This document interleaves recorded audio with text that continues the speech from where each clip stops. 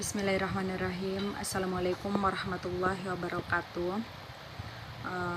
Pertama-tama marilah kita panjatkan puja dan puji syukur kehadirat Allah Subhanahu wa taala sehingga pada kesempatan kali ini ya kita bisa diberikan berbagai macam nikmatnya, terutama nikmat kesehatan dan kesempatan serta nikmat Islam.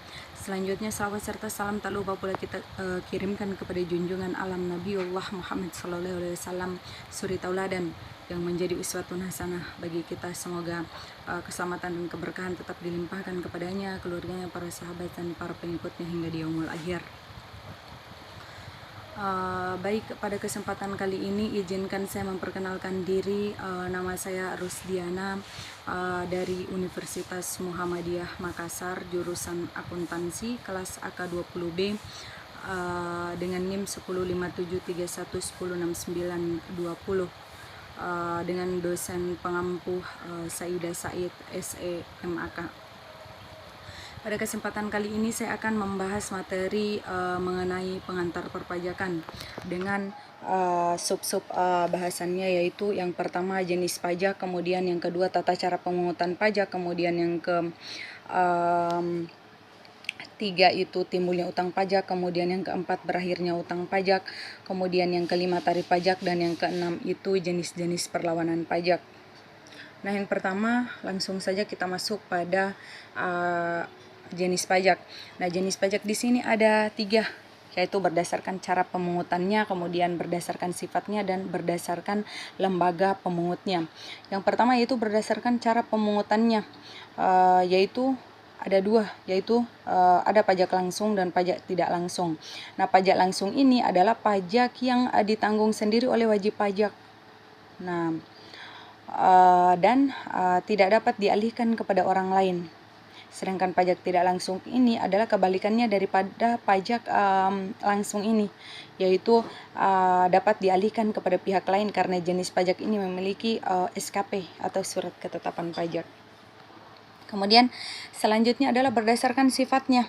Nah, berdasarkan sifatnya di sini juga terbagi menjadi 2, yang pertama yaitu pajak subjektif, kemudian yang kedua itu pajak objektif.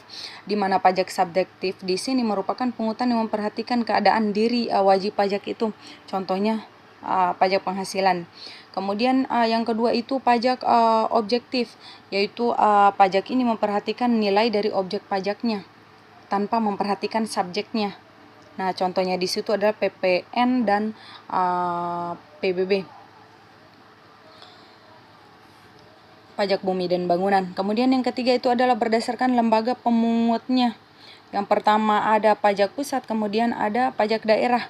Nah, pajak pusat ini adalah pajak yang dipungut dan dikelola oleh pemerintah pusat seperti PPH dan lain-lain. Kemudian pajak daerah ini adalah pajak yang dipungut dan dikelola oleh si pemerintah daerah itu sendiri seperti pajak kendaraan bermotor. Nah, selanjutnya kita masuk kepada materi yang kedua tadi, yaitu tata cara pemungutan pajak. Nah, tata cara pemungutan pajak ini terbagi menjadi 3. Yang pertama itu ada official assessment, di mana di sini adalah pemungutan pajak ini memberi kewenangan kepada fiskus atau petugas pajak untuk menghitung berapa yang dikenakan pajak, pengenaan pajak kepada WP setiap tahunnya sesuai dengan peraturan perundang-undang perpajakan. Kemudian yang kedua itu adalah self assessment system, yaitu pemungutan ini diberikan kewenangan kepada si wajib pajak itu sendiri. Nah, di sini wajib pajak ini diberikan kewenangan untuk menghitung sendiri berapa pajak yang mesti dia bayarkan. Kemudian yang ketiga itu adalah withholding system. Nah, di sini maksudnya adalah di sini diberikan kewenangan kepada pihak ketiga untuk menghitung berapa jumlah pajaknya. Misalkan pemilik perusahaan menunjuk seseorang di dalam perusahaannya untuk menghitung pajaknya. Misalkan dalam 1 tahun pengeluaran, dalam 1 tahun atau 1 periode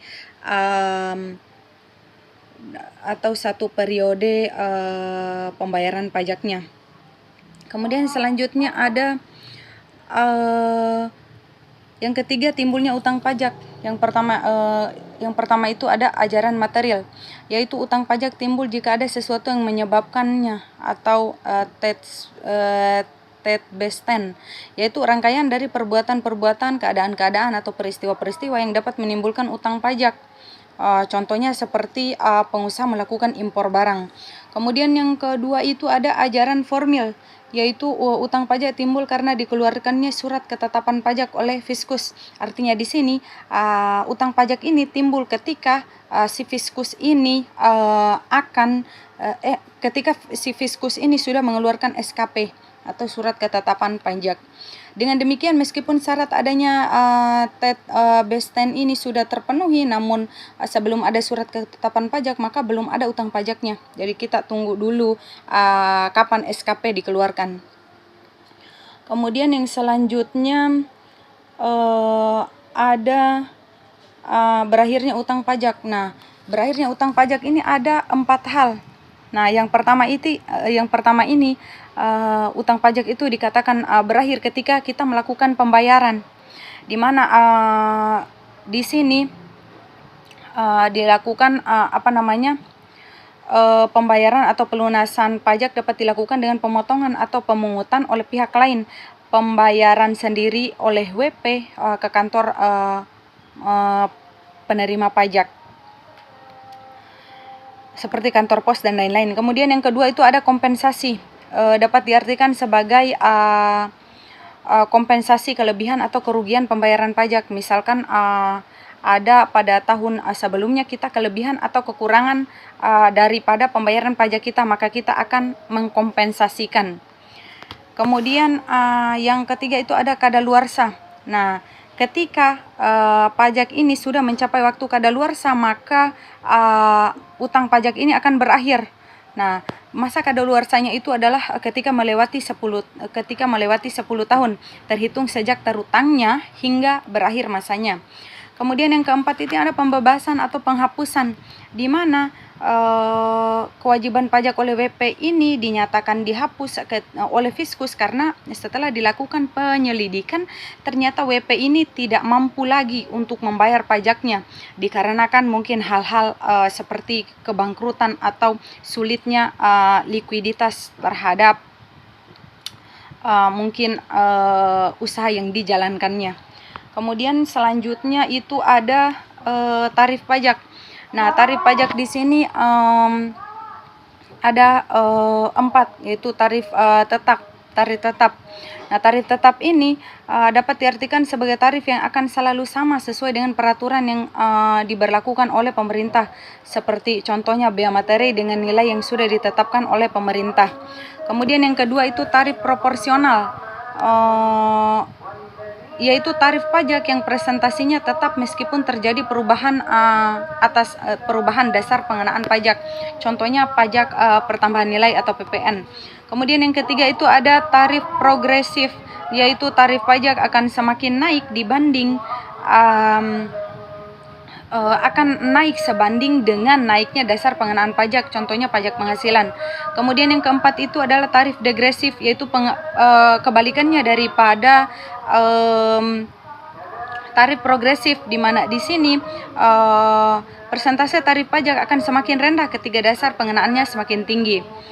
Nah, contohnya itu seperti pajak bumi dan bangunan. Kemudian selanjutnya ada jenis-jenis perlawanan pajak. Nah, di sini ada 2, yaitu perlawanan aktif dan perlawanan pasif. Nah, perlawanan aktif di sini yang inisiatifnya berasal dari wajib pajak itu sendiri. Hal ini merupakan usaha atau perbuatan untuk yang secara langsung ditujukan kepada fiskus dan bertujuan untuk menghindari pajak atau mengurangi kewajiban pajak yang harusnya dibayar. Kemudian yang kedua itu ada perlawanan pasif. Perlawanan pasif itu merupakan kondisi yang mempersulit pemungutan pajak yang timbul dari kondisi struktural ekonomi. Misalkan dikarenakan kondisi ekonomi, kemudian yang kedua itu kondisi sosial masyarakat, kemudian perkembangan intelektual dan lain sebagainya yang bersifat pasif dan tidak langsung. Nah, mungkin itu saja yang bisa saya jelaskan mengenai materi saya pada kesempatan kali ini.